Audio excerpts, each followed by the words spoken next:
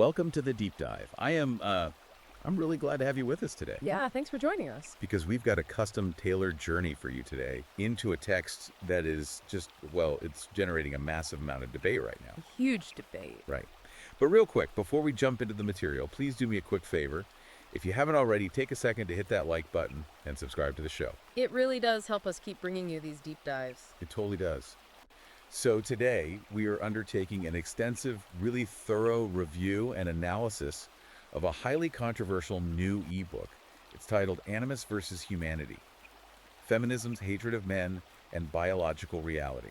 And that's by Sophie Marie Eve Riker. Exactly. And look, you, our listener, you told us you're deeply interested in understanding the history of our modern institutions. Specifically how they might have been influenced or even captured? Right, captured by feminist and Marxist ideologies, as the book argues.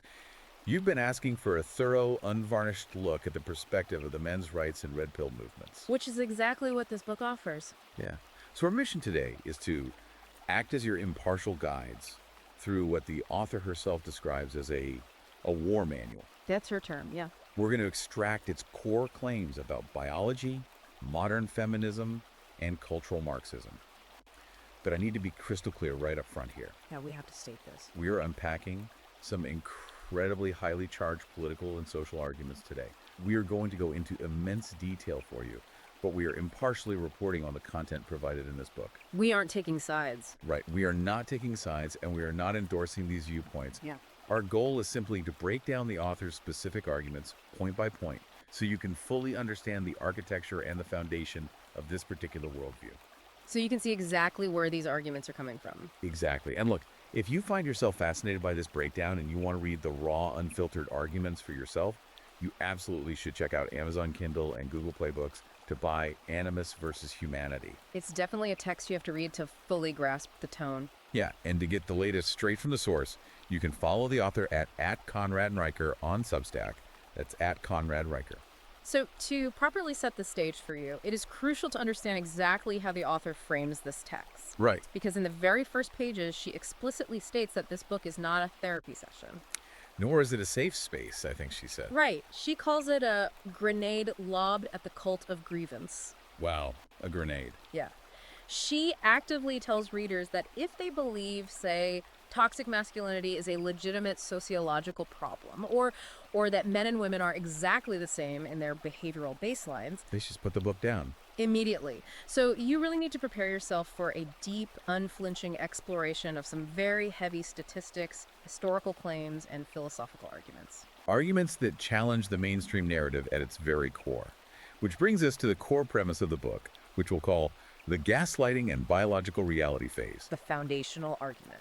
Right out of the gate in the preface, the author asserts that modern men have been, quote, lied to, gaslit, and manipulated. She argues that men have been systemically betrayed by a cultural machine?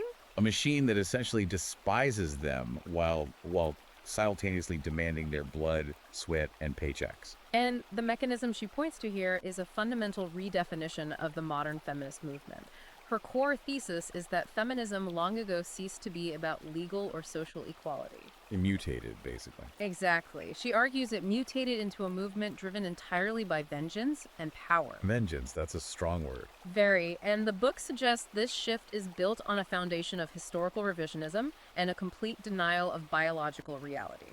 Riker posits that the movement requires men to constantly apologize for their very existence. Framing natural, biologically driven masculine traits as inherent flaws. Flaws that need to be medicated or socialized out of them. Let's pause and look at how she actually attempts to substantiate that, because she brings some really striking statistics to set the stakes for you. We're talking about numbers that she claims are deliberately ignored in university gender studies classes. The statistics are pretty jarring. Right. For instance, she cites that 1 to 3% of fathers are unknowingly raising another man's child. Completely oblivious to the betrayal. Yeah. And she points out that men are dying by suicide at 3 times the rate of women. Which is a widely recognized statistic, but her framing of it is unique. And perhaps most jarringly for the financial side of her argument, she asserts that 97% of alimony is paid by men. Right. And to understand her framing, we have to look at how those statistics are deployed. She uses them to dismantle terms that have become ubiquitous in our culture. Most notably, toxic masculinity. Exactly. The text views toxic masculinity not as a legitimate critique of bad behavior, but as a calculated linguistic trap. A trap? How so? Well, Riker argues it is a framework designed to damn men no matter what they do.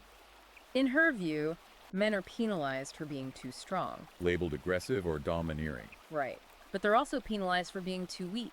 They're often mocked if they show vulnerability in ways that aren't perfectly curated by the culture. And the profound irony the book highlights here is that feminist systems, and indeed modern society itself, actively rely on male sacrifice to survive. That's a huge point she makes. The author points to men building the physical infrastructure, funding the welfare states through taxes. And performing the most dangerous, physically demanding jobs. Yes.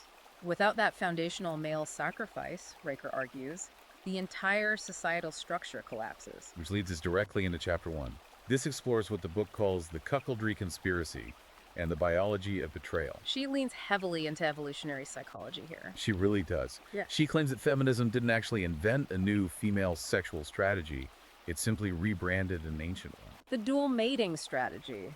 Right, which in the manosphere is often colloquially referred to as beta bucks, alpha fucks. Right. And the evolutionary psychology theory she is referencing posits that early human females evolved to seek out two distinct types of mates. To ensure the survival of their offspring. Exactly.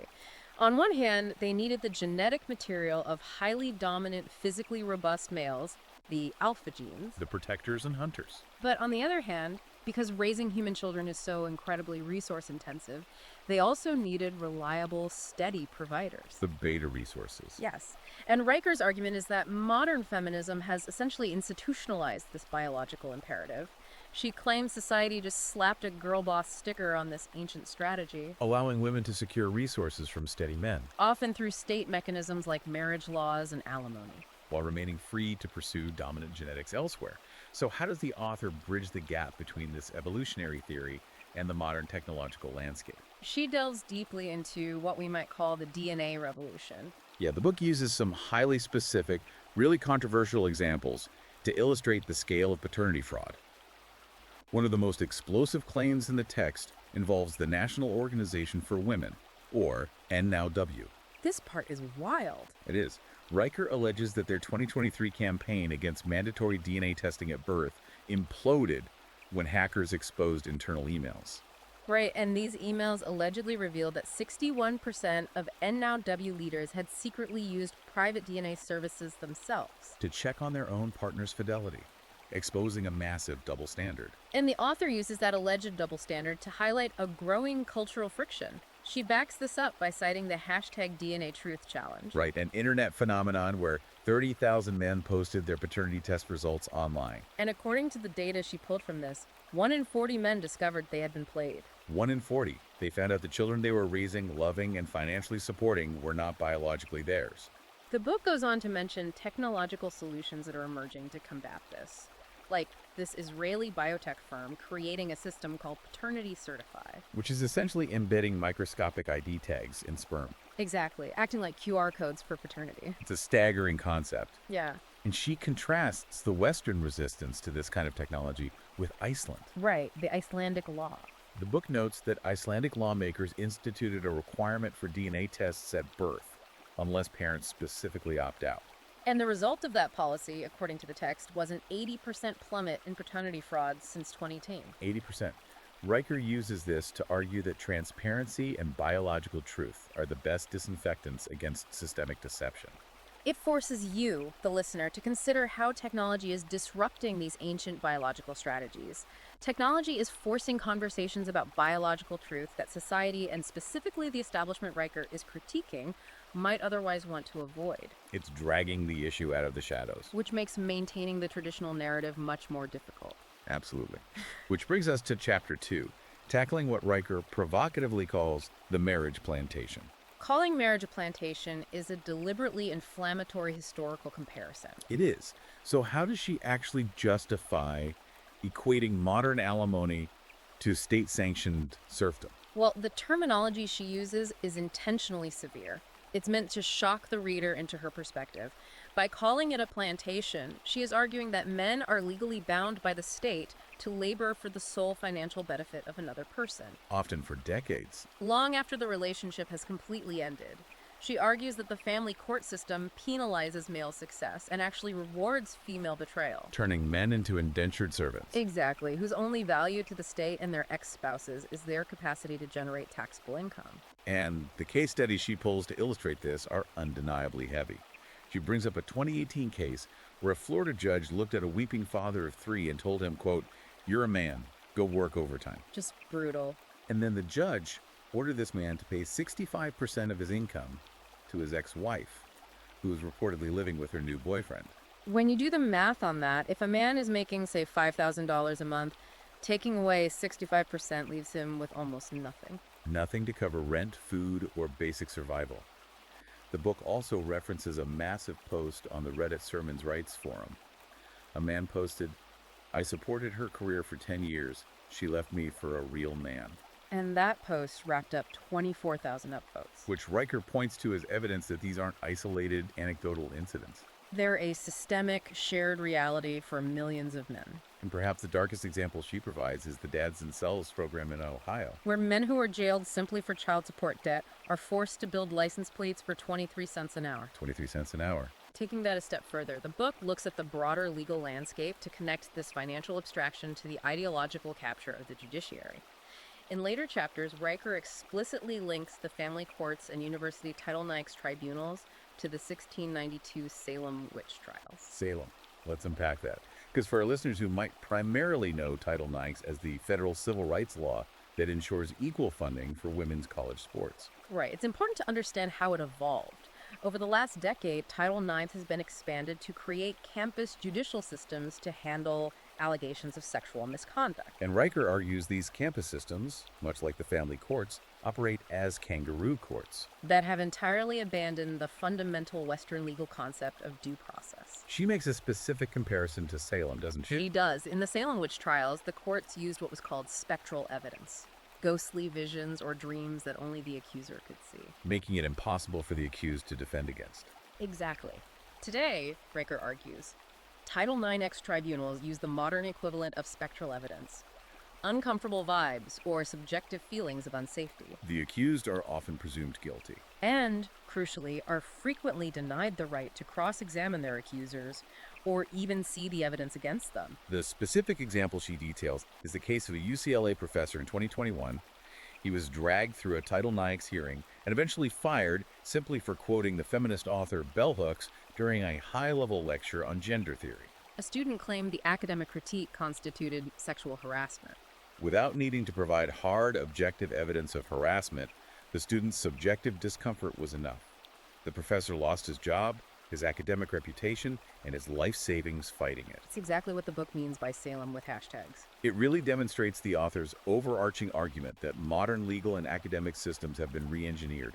Their primary function, in her view, is no longer to discover objective truth, but to protect a specific ideological narrative. And they will actively destroy men who run afoul of that narrative. Which brings us to another intense section. Yeah, we need to pivot to chapters 3 and 4, which cover incredibly heavy terrain, the erasure of fatherhood and the suicide epidemic. Riker addresses the abortion industry here. She forcefully labels it the feminist sacrament of death.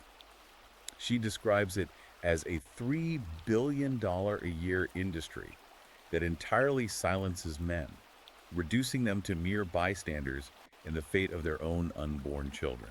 The book is highly critical of how male emotional trauma is systemically ignored within the cultural conversation surrounding reproduction. She cites a 2018 study by the Elliott Institute. Right, which found that 42% of men develop post-abortion depression or trauma symptoms.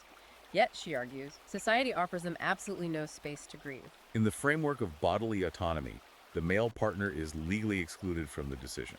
Which Riker argues has trickled down to mean his emotional reaction is considered culturally irrelevant.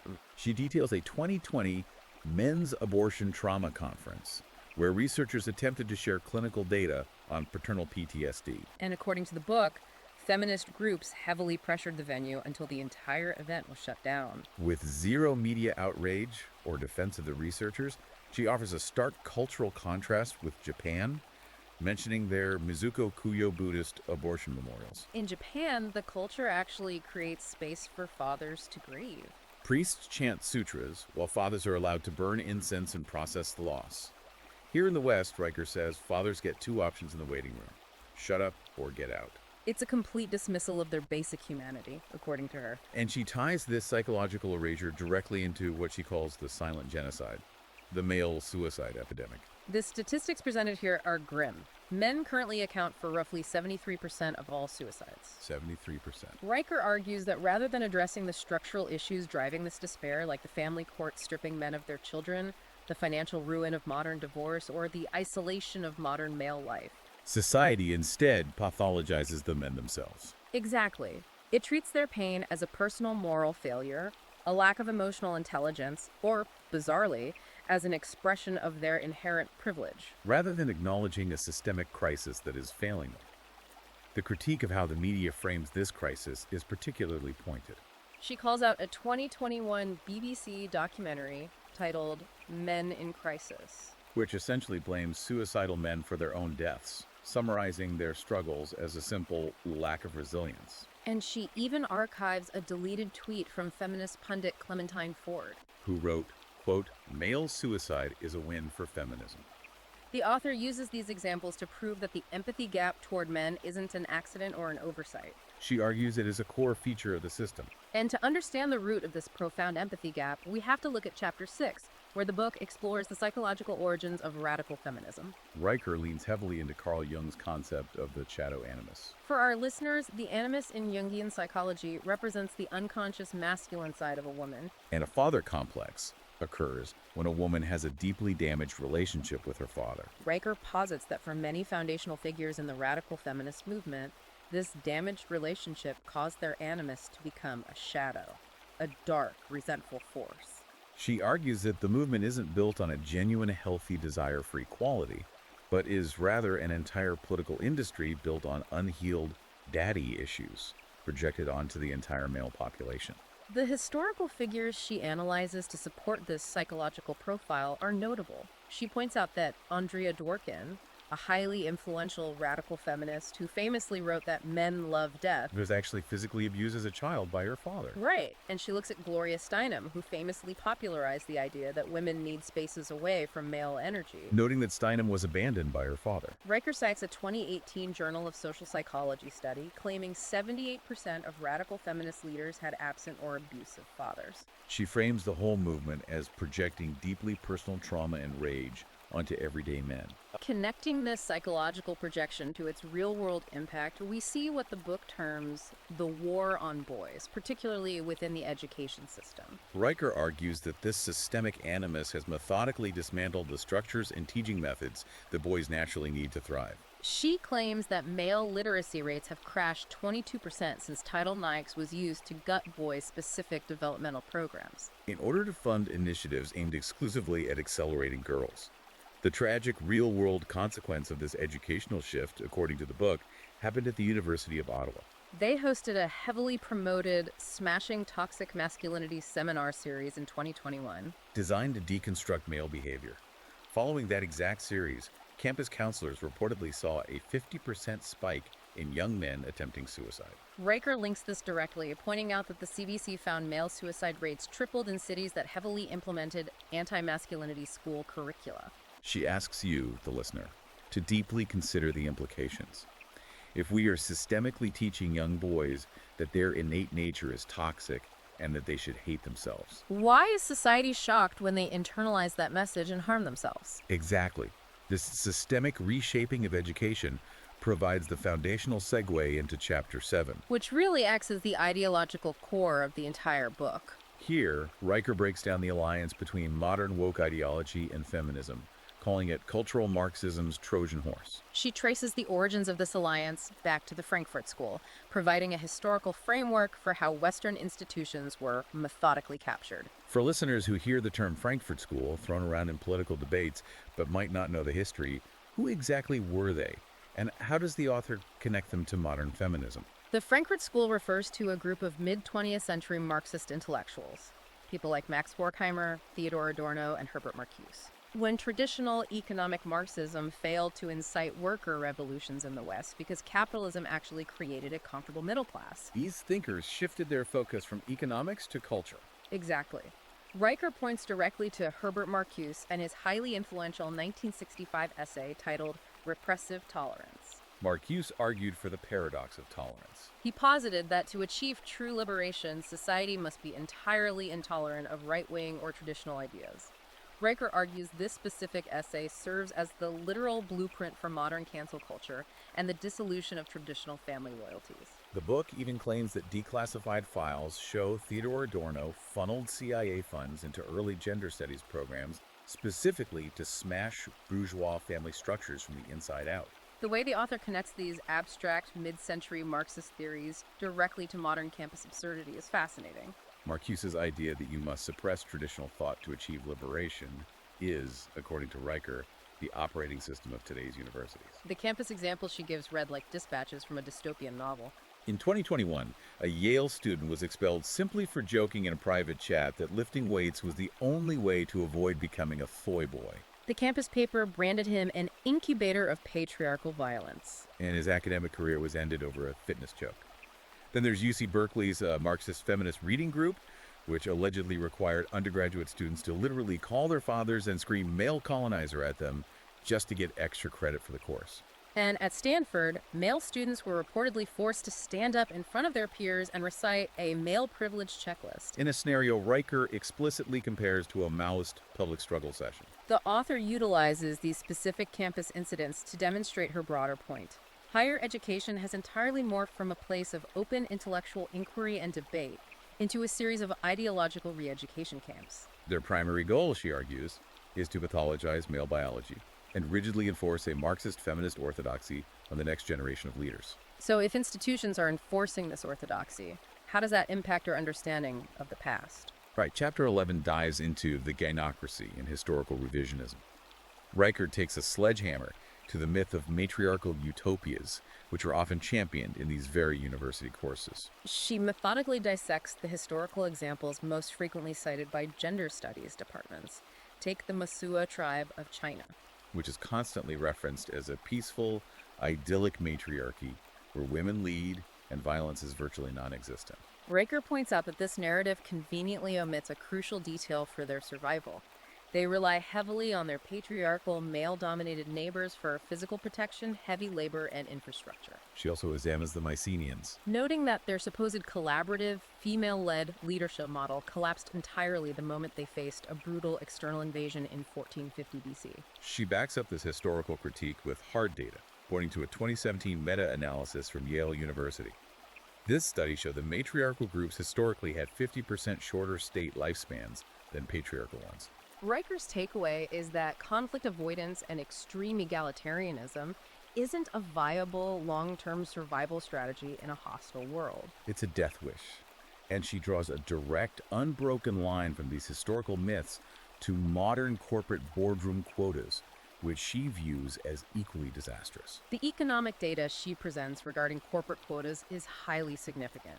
She cites Norway's government mandate that required publicly traded companies to have 40% female CEOs and board members. And according to a study by the Norwegian School of Economics, this forced mandate resulted in a 12% drop in overall corporate productivity. The mechanism for this drop was that companies were forced to suddenly swap out highly experienced board members for less experienced ones simply to meet a biological quota, which severely disrupted institutional knowledge. She also points to an EU boardroom quota that an economic analysis showed cost companies $2 billion in lost productivity. Riker argues that forced diversity hires fundamentally prioritize gender over competence, to the severe detriment of the entire economic system. And what she claims happens to this economic data next is deeply concerning. She states that this data is actively censored from the public. She alleges that Wikipedia's gender equity editing task forces will routinely scrub citations from financial publications like Forbes that show female-led Fortune 500 firms underperforming. They label these hard financial metrics as biased sourcing, while simultaneously promoting entirely unscientific articles that claim the patriarchy is smothering female genius. We want you to really reflect on how history and information are curated today. To illustrate this curation, Riker contrasts how Winston Churchill, the man who defeated Nazi Germany, is now frequently framed in BBC docudramas as a toxic relic of imperialism.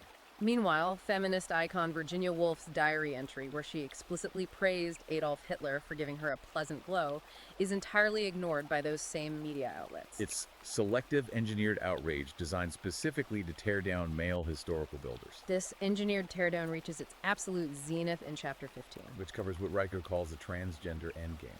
The author argues that feminism's alliance with fluid gender ideology has birthed a Frankenstein monster that is now actively erasing the very concept of biological women. The examples of this cultural clash are everywhere right now. Riker discusses Leah Thomas, a biological male who transitioned and went on to beat Olympic silver medalist Emma Weyant in the NCAA swimming championships by 1.75 seconds. A massive margin in professional swimming. She talks about Fallon Fox, the biological male MMA fighter who literally fractured the skull of female fighter Tamika Brents. Brents later went on the record noting she had never felt physical strength like that from a woman in all her years of fighting. Riker points out the immense hypocrisy of mainstream feminist organizations. These are the groups that fought tooth and nail for Title IX to protect women's sports, yet they are now staying completely silent as biological men bulldoze women's hard-won opportunities and threaten their physical safety. The book highlights how even foundational feminist icons aren't safe from the ideological monster they helped create. Right. We need to look at what happened to Martina Navratilova, a legendary tennis player and a trailblazing lesbian athlete. When Navratilova stated that allowing trans athletes with male puberty advantages into women's sports was cheating, she was instantly labeled a TERF, Trans-exclusionary radical feminist. and the mob attempted to cancel her legacy. J.K. Rowling, one of the most successful female authors in history, faced the exact same vitriol and death threats. For simply defending sex-based spaces, like domestic abuse shelters, and insisting on the reality of biological language. The book goes even deeper into the friction within the LGBTQ community itself. Riker explains how the LGBT Alliance, an organization of actual gay and lesbian individuals, had to legally sue Stonewall, a massive LGBTQ charity. They sued over Stonewall's redefinition of homosexuality, from being based on biological sex to being based on gender identity. And she exposes the highly controversial concept of the cotton ceiling. For context, cotton refers to women's underwear. The cotton ceiling is a concept pushed by some extreme trans activists, which argues that lesbians are bigoted if they refuse to sleep with trans women who still possess intact male anatomy. Riker says this ideology actively weaponizes guilt to coerce lesbians into accepting biological males into their dating pools. Effectively pressuring women into unwanted sex under the guise of progressivism. To understand how this ideology maintains such a powerful grip on the culture despite these obvious contradictions, Riker dedicates Chapter 17 to analyzing the media matrix. She argues the mainstream media functions not as objective journalists seeking truth, but essentially as a dedicated PR firm for modern feminism. If we think of it like a crisis PR firm managing a celebrity's image, the media's job is to bury the client's flaws and highlight their victimhood. She cites an NPR survey finding that a staggering 80% of newsroom editors identify explicitly as feminist. That statistic perfectly explains the framing of nearly every cultural issue. When men suffer, the narrative is instantly spun to ensure women remain the primary victims. Riker points out a Status of Women Canada report that literally spun the crisis of male homelessness as privilege in crisis. If 80% of the unsheltered homeless population are men dying on the streets, the media matrix still blames the patriarchy. They ignore the systemic policies that funnel 95% of domestic violence funding directly to women's shelters, even though data from the CDC admits that up to 70% of non-reciprocal domestic violence victims are actually men. The media simply refuses to report data that disrupts the oppressor-oppressed narrative. This relentless systemic bias across the legal, educational, and media landscapes leads us directly to the climax of the book in Chapter 23, the male strike. Riker details how men, having realized the game is fundamentally rigged against them from the family courts to the media narratives to the corporate boardrooms, are simply choosing to walk away. They are entirely opting out of the social contract. Riker points to the massive 500% growth of MGTOW forums. Men going their own way. A philosophy where men decide to avoid marriage, cohabitation, and sometimes even dating altogether, focusing strictly on their own goals and peace of mind. She compares this Western movement to the herbivore men of Japan. A documented demographic where 40% of men under 34 are virgins, actively refusing to participate in a high-pressure corporate and social system that continuously penalizes them. But these American men aren't just quietly checking out in their basements, they are aggressively building parallel economies. This is a full-scale financial rebellion. The financial mechanisms of this strike are a fascinating area of study. Riker discusses the trend of geographic arbitrage. This involves men legally moving their businesses and lives to jurisdictions like Bali or Eastern Europe, specifically to avoid paying extortionate $3,000 a month New York or California child support mandates. She details how collectives in places like Wyoming are turning divorce penalties into an advantage, pooling resources to create massive cryptocurrency war chests. These decentralized funds are being used to bankroll aggressive legal battles against the family court system, outside the reach of traditional banking freezes. The economic examples she uses to illustrate this strike are fascinating, particularly looking at Wall Street. The book highlights a parity exchange traded fund, or ETF, called Bachelor Bonds, trading under the highly appropriate ticker symbol NOPE. This fund literally rocketed 69% in value in 2023. How? By systematically shorting the wedding industry, betting against diamond retailers and event planners, while simultaneously investing heavily in male-focused startups and single-living infrastructure. And she talks about the rise of sperm sovereignty ventures. This is where young men are choosing to freeze their genetic material in secure facilities and immediately getting vasectomies in their 20s. It is a defensive medical maneuver to completely dodge paternity traps and guarantee they avoid unwanted child support. Executing this strategy with a 98% success rate. In her final manifesto, Chapter 24, Riker calls for a complete reclamation of unabashed, unapologetic humanity and masculine energy. She demands a legal return to absolute 50-50 custody defaults in all divorces. She points to hard policy data for this, noting that when Kentucky passed a default 50-50 shared parenting law in 2021, the rate of fatherless homes in the state dropped by an astounding 31% in just 2 years. She urges men to reject what she calls the geriatric dystopia. A rapidly approaching future where national birth rates collapse to 1.3 children per woman, destroying the economic tax base, all because feminism systematically penalized the very men required to build, protect, and sustain those families. She sums up her worldview by stating, quote, "Masculinity builds civilization. Feminism is a tantrum." She urges society to once again celebrate the male inventors, explorers, and builders. She advocates for stopping the overprescription of Ritalin to young boys who are simply energetic, and allowing boys to be loud, rough, and unapologetically male without pathologizing their development. Taking a step back to look at the massive scope of what we've unpacked today. Yeah, it's a lot. While Riker's views in Animus versus Humanity are undeniably extreme, intensely provocative, and highly polarizing, analyzing this war manual provides crucial, unfiltered insight.